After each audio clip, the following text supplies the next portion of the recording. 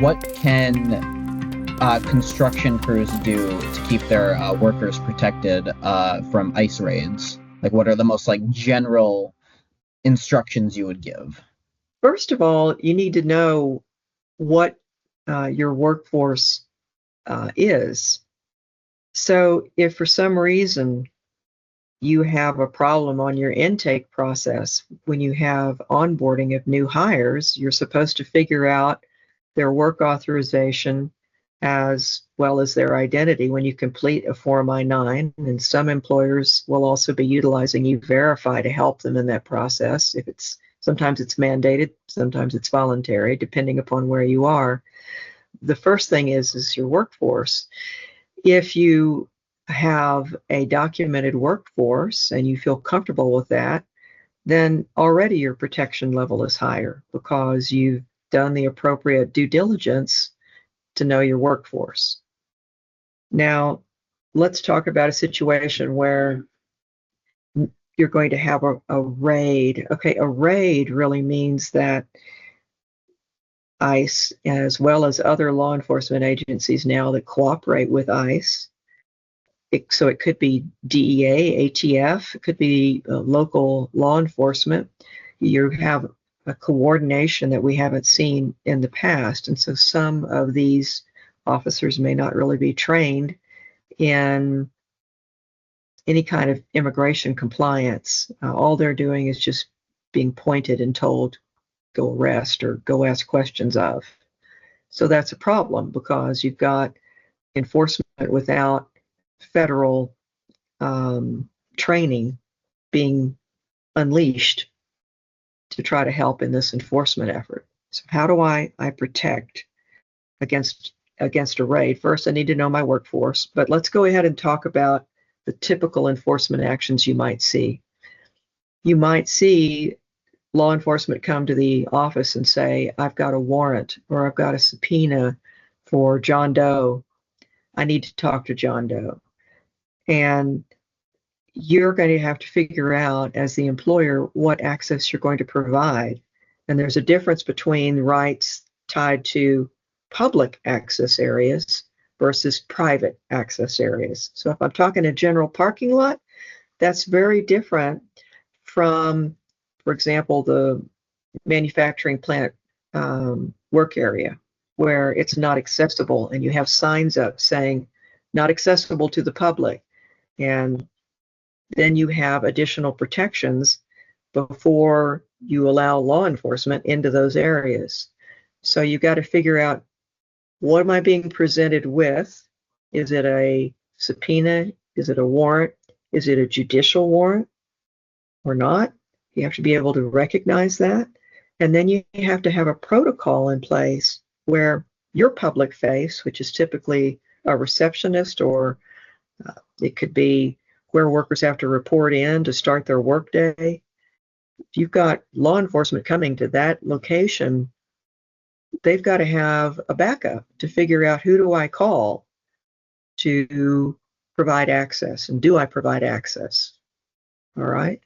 And then if you are going to provide access, then you've got a protocol to follow about recording what's being done. In some cases, you might go ahead and try to do a video of what's happening. Hopefully you've got cameras that can also help you out in recording what happened on the worksite floor. But first step, you're creating these separate layers of how you react to the type of enforcement action you're presented with. So where is it happening? What's the document being requested? What's the access being requested? And then what's my company protocol to follow? Usually there's basically it's like a 1-800 number. It's like a alert number, a reporting number that I call when I'm faced with this. So I know how to react. But the problem is you're juggling between, how am I going to cooperate or not cooperate with what's going on here? What are my exposure risks if I don't? And then what am I going to do if I decide to say no? Because it can have consequences as far as escalating potential enforcement activity. So some employers choose to do a know your rights. And in some cases, it's actually a requirement under state law. It just depends on where you are. But doing a know your rights presentation to employees saying, if somebody accosts you in a public area, in our parking lot, here's what your rights are to not cooperate or to not provide information.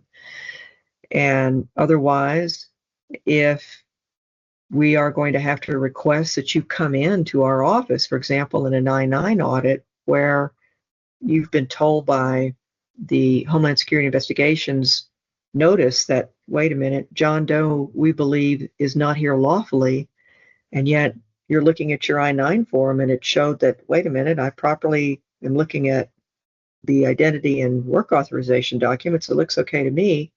So I'm going to have an obligation to communicate with the workforce and say, we're having an audit going on. I need to understand whether or not our information is correct. I don't want to alarm you, but we need to verify. And in some cases, what that causes is the employee to leave if they happen to be not work authorized and they perhaps presented somebody else's documents or fake documents to you. So it's a real conundrum. How much would you say having a plan in place affects the outcome of the raid? I think it has 100% effect because you're not surprised. And what can happen is that you can be presented with just a notice of inspection and somebody decides, oh, I'm just going to cooperate. You provide access and you're talking to people. And I'm not saying that people are lying, but I'm saying that people don't understand what the questions are. And then they provide a response that's only part of the answer, and it then causes more concern by the enforcement officer. I'm talking about having accurate information available. And if you are in a crisis situation, that doesn't necessarily happen readily. So, raids to me are the minority of kinds of engagement that you see with law enforcement on a work site.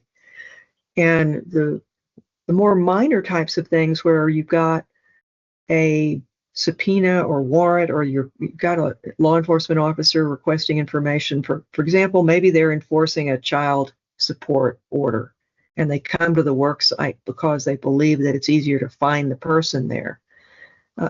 As a HR manager or as a manager for the location, you've got to have a procedure to follow about, look, I'm not going to assist you in this effort for you to contact my employee. So they may wait out in the parking lot until they come outside. And now they're in a public area. I don't need to be surprised and to figure that kind of response out on the fly. How often should crews review or practice the steps in their plan to ensure they know what to do if they ever need to use it?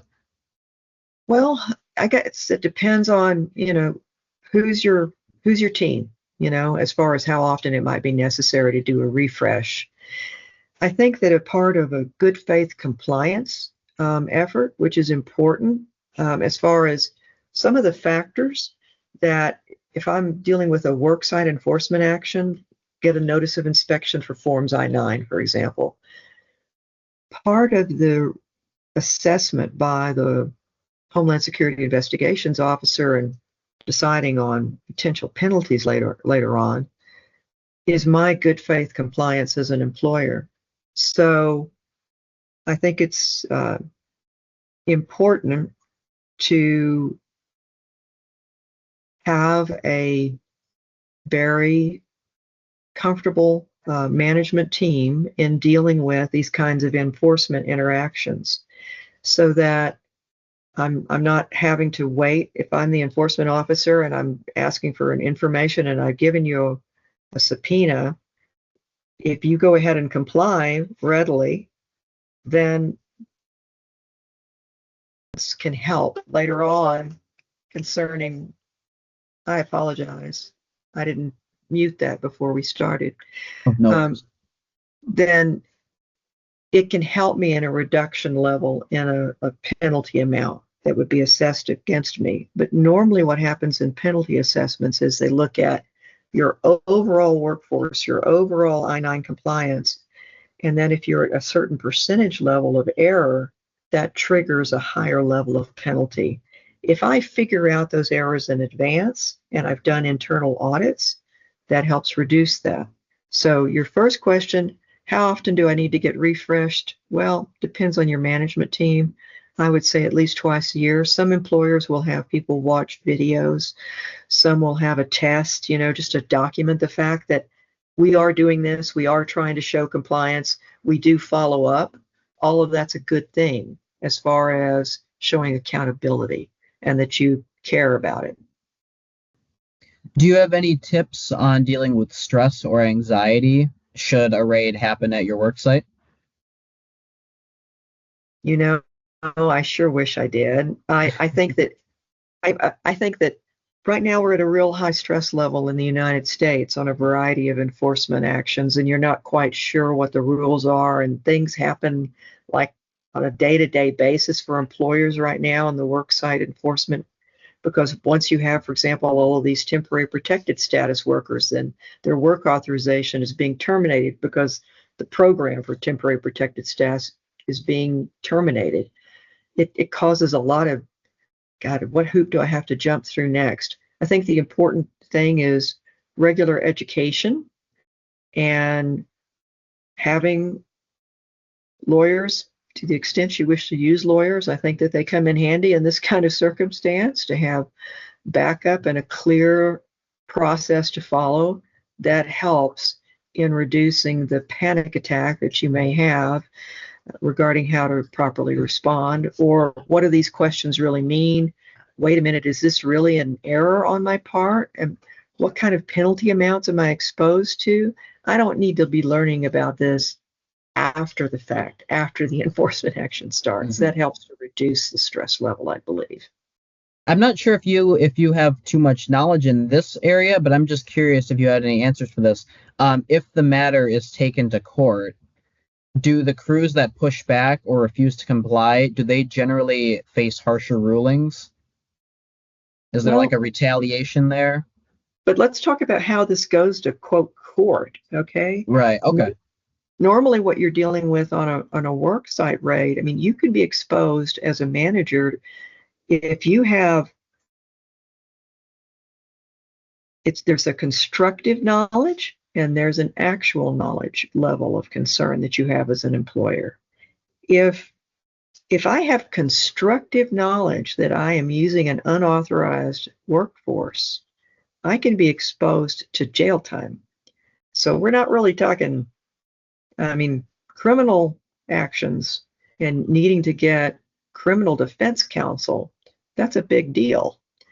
So that's very different from the typical kind of enforcement action, which is more of it's just a administrative proceeding where I start with Homeland Security investigations, I negotiate fines, then I may go ahead and challenge those fines in something called an OCAHO proceeding, Office of Chief Administrative Hearing Officer, where I present my case about why my fine should be less. So that's very different from I'm now dealing with criminal defense because they believe that I have facilitated undocumented workers working for me knowingly and knowing either actual knowledge or constructive knowledge based on the information that I had in front of me. And it's very important that you don't just become an ostrich and put your head in the sand about this, because constructive knowledge can come in from a variety of ways. Perhaps no-match letters. We're expecting no-match letters to be resurrected regarding where the information that you've recorded for withholding purposes doesn't match what you have regarding work authorization on your I-9 forms. Or you have something about somebody using somebody else's social security number. Let's say I've got 2 or 3 employees using the same social, or 5 or 10 employees using the same address. And I'm starting to wonder, wait a minute, do I really have a correct address or not to know where these workers are? And if I'm providing housing for workers, it's a real issue, because if I have constructive knowledge that they're undocumented and I'm providing housing and I'm providing transportation for them to and from the work site, I can now be exposed to criminal harboring charges. My trucks can be confiscated because I'm transporting them. Your assets can be subject to being seized.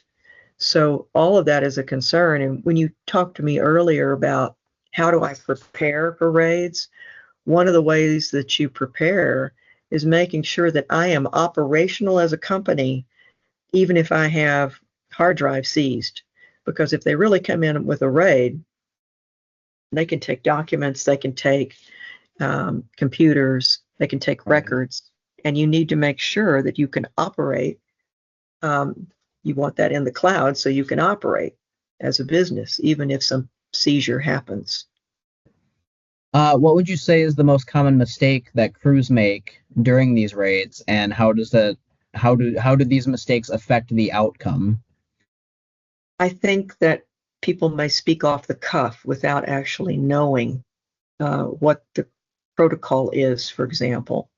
Sometimes what happens on, again, a raid, we're using the most extreme example, which happens not as frequently. A raid is shutting down entrances and exits. You got people in flak jackets and have weapons, and they're coming and they're they've got judicial warrants. They're taking assets. They're going ahead and getting access to the work site and making arrests and putting people, they're using strip ties to cuff people. I mean, that's an extreme situation. Mm-hmm. So the other types of circumstances are much more low key. And what can happen in an extreme raid, well, employer that has constructive knowledge that they have an undocumented workforce, I mean, bottom line, you need to tell the truth when you're speaking to a law enforcement officer, or you can be charged with criminal, obstruction of justice potentially. And if you are undocumented, you have the right to say nothing. So bottom line, when you are management and from an employer perspective, if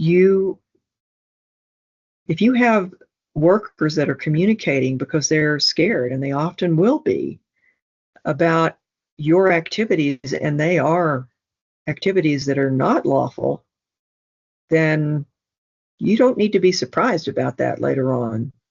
You have already decided to take that risk of potential criminal exposure if you are facilitating undocumented people working for you.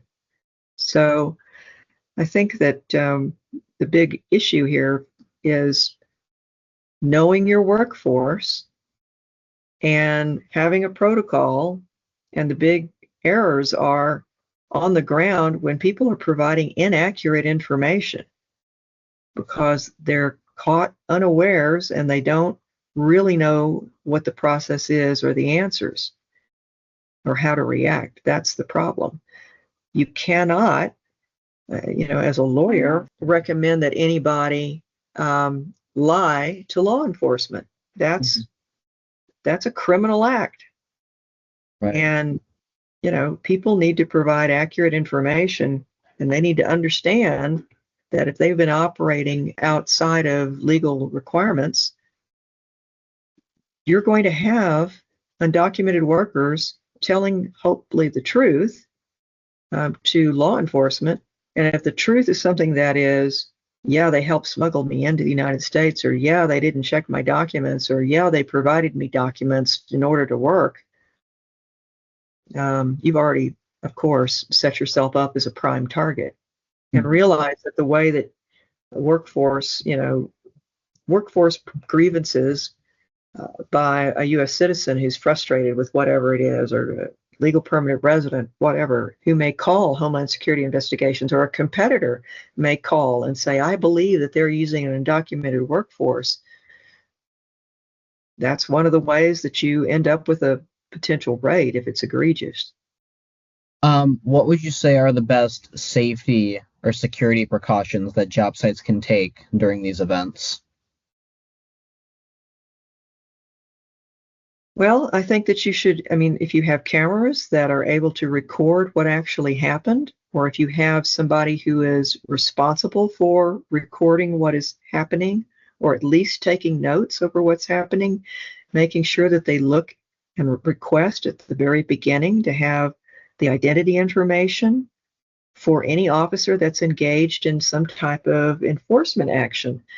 There are some out there who are vigilantes, I'll say, and that are not law enforcement, who might try to approach people that they believe are undocumented and try to intimidate them. I think that you need to have security regarding your workforce and your work site so that you are not harmed by people that have no authority to take any enforcement action. You definitely need to be aware of that those people are out there. But you, I think, need to have security, and you need to have cameras to record anything that's egregious happening on your work site. Are there any notable tactics that ICE uses that crews should be aware of? They rely upon the public to provide information. They are data mining to more of an extreme than ever before. So social media posts, I can tell you that in Houston, in one construction site recently, an individual put on a hard hat of somebody else's business. And then they proceeded to record a YouTube video basically baiting Homeland Security investigations to come get me. We're the ones that are making sure that the job is getting done. And that posting resulted in a raid the next day. So be aware that your social media footprint is being reviewed for potential enforcement actions. And you should take control over what is allowed to be posted. What would you say the current landscape is looking like in terms of raids? Are there more sites being hit now? And if so, what states or areas are being targeted the most based on what you're seeing? I think that's the same as it has been in the past, that areas that have, except a little more extreme, because it's not Homeland Security investigations have been aided in their number of agents by having immigration be a focal point for enforcement actions. So that's when I was mentioning earlier that you've got DEA, ATF, these other and local law enforcement in some areas being engaged, that it has expanded their capacity to have more investigations. And I'm going to tell you that I don't believe that raids per se are on the uptick, but definitely notices of inspection, like you heard about the restaurants in Washington, D.C., for example. Or I can tell you that in Arizona, an agricultural business, the typical types of business, restaurants, anything in hotels, agriculture, the types of industries that you'll see reports on that have engaged in the past and used undocumented workers on a higher level are still the same kind of targets that have been in the past. But I think that you're going to see additional levels of notices of inspection. You're going to have more no-match letters where you're going to have to react to potential fraudulent Social Security numbers or the use of Social Security numbers by multiple people, because now there's an agreement with Department of Homeland Security and the Internal Revenue Service concerning mining of Social Security data, which has never been really done in the past except in a true criminal investigation. So I think getting your house in order is important, and making sure that you've got your compliance protocol ready is extremely critical. And if you do it in advance, your exposure to potential really heavy-duty penalties and potential criminal actions is reduced. And then my final question I have for you, is there anything that building associations can do with their local public officials to combat the deportations that are happening as a result of these raids? Well, let's talk about that fact pattern. I'm supposed to know my workforce, and you're telling me, that's the question, that I've managed to figure out that I've got an undocumented worker, all right, or I've got a worker that, based on their past actions, not necessarily related to the workforce at all, are subject to deportation. Maybe there is a criminal arrest I'm unaware of. So